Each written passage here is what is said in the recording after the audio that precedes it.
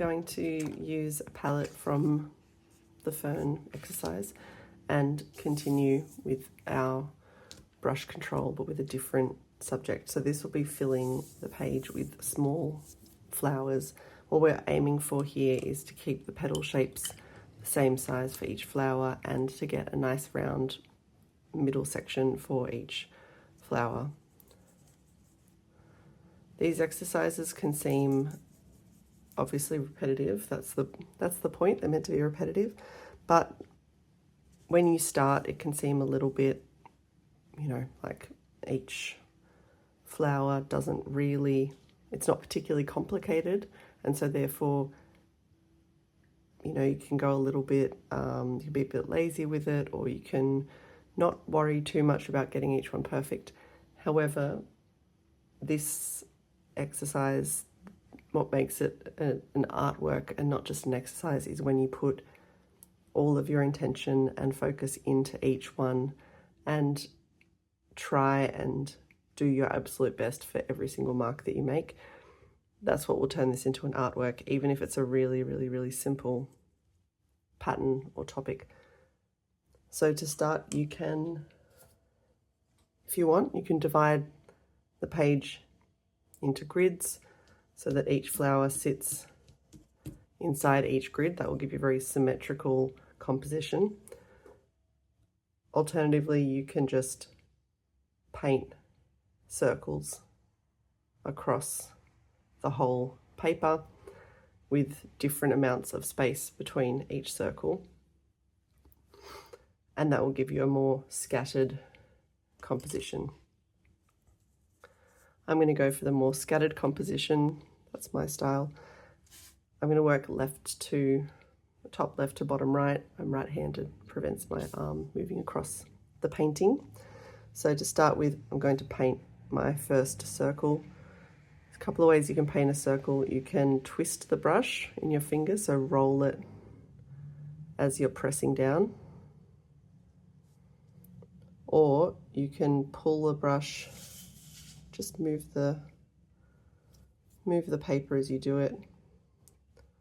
Pull the bristles of the brush in the direction of the edge of the circle to get that nice clean line.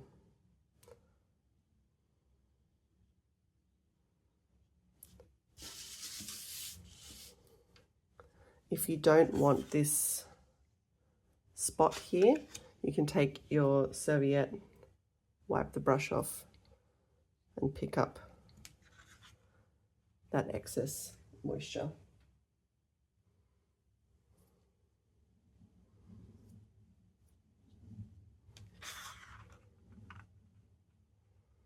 And that'll get you a nice smooth circle. I'm going to paint a bunch of circles, drop some color into each of them. Again, I really like it when there's some variety in the artwork. I'm also going to explore slightly, like changing the color in a slight gradient as I move along, and I'll do that by dropping a little bit of one of these colors into my ochre color as I go. We're going to end up with flowers that have this palette, which is quite unusual for flowers, but that should make it a little bit more interesting as an artwork.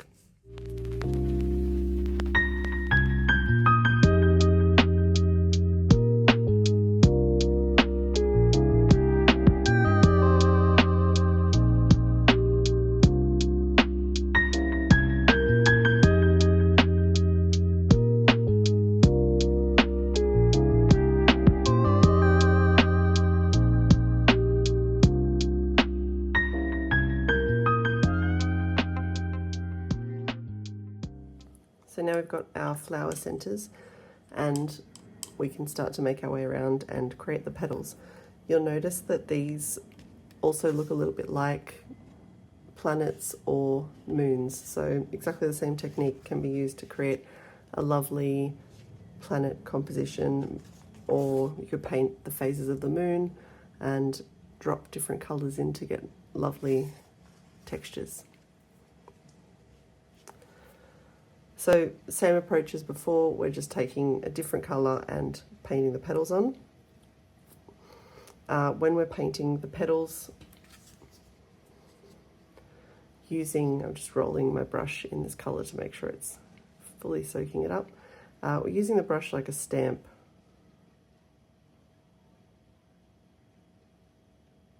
Similar to the fern painting.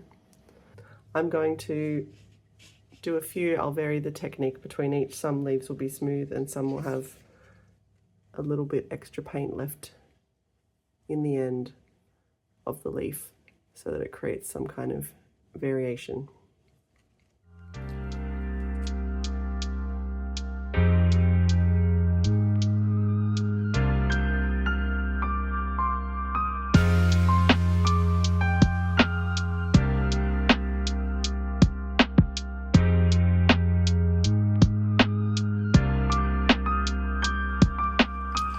So here we go, all done. What is interesting about this to me is I started getting some really interesting results right at the end in the last row. So this last row, you can see that my brush picked up a little bit of black on the side, so that as I was painting, I was getting two colours in each petal, which was really interesting. This one, it's always a struggle to get the petals evenly spaced around the circle. That's part of what makes this exercise a great practice, is just getting your eye used to spacing things out. I misjudged a little bit, and I also ran out of this colour, and to try and distract from my, the little gap there, or the lack of a gap there, I changed a couple of these other petals, made them a little bit darker, and I really like that variation. And so then based on that, I came over here and did alternate colours for each petal, and I really like it. So from this point, if you had a similar experience and you started really liking what you were making towards the end, get another piece of paper and do the exercise again, and you might discover even more interesting results when you're starting from this position as opposed to these, which are also lovely. But again, it's all about discovering new ways of doing things, and often that comes through accidents, mistakes, surprises. I also didn't plan on doing little dandelion puffs, but because I misjudged the space that these petals would take up and it overlapped a little bit, I needed to make something very small to fit in this area, and I quite like how those turned out. So take a moment, have a look at what you've made and see what is interesting to you, what you might change next time. If you want, rather than starting a whole new piece, you can also add a second layer to this. So that would look something like taking your smaller brush, and you could add a line, simple lines like this.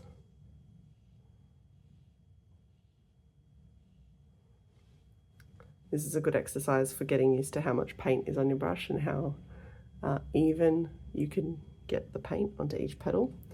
You could also do a second round of petals.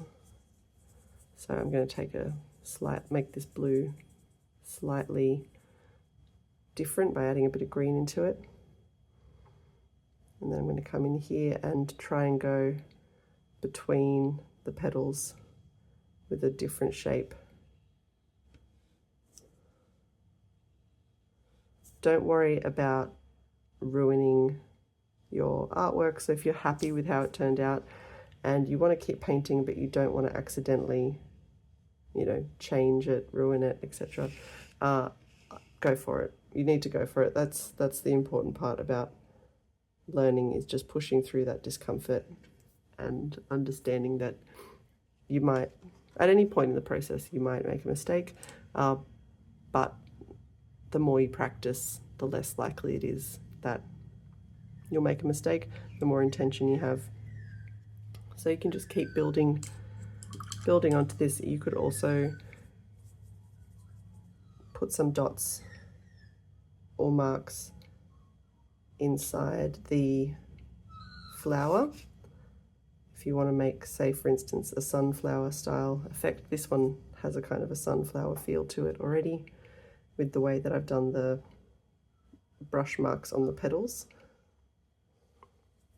So I'm just stamping my brush with a light brown colour, just moving around evenly. And it's not very dark, and sometimes the brush mark disappears entirely, and I think that's okay. It's nice to have just a hint of something at the center. So you can keep going and keep building detail onto all of these.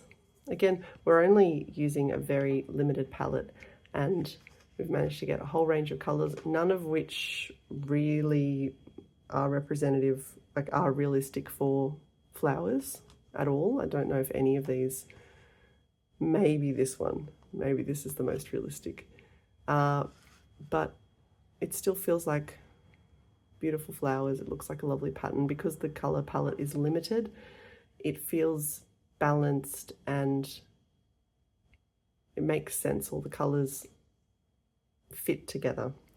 So don't worry too much about having to get your colors right. Just start painting. And you can also have fun with layering. So making some of these, just painting straight over the top of your existing petals and making them bolder.